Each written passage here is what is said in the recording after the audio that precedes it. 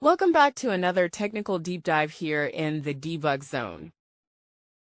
Today we're tackling a big question and breaking it down with insights from other users. Hopefully this clears up some misconceptions and helps you get the answer you need. So buckle up, stay a little curious, and let's jump right in.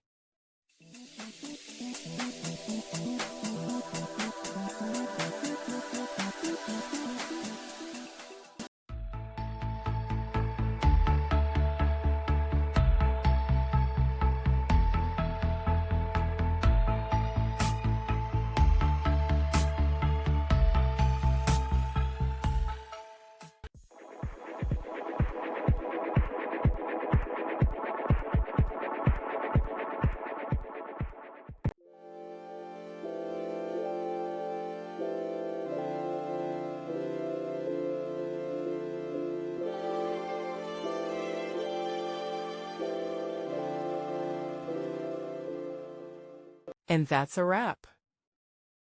I hope you found the answer you were looking for. If you did, take a second to hit that subscribe button. It really helps out.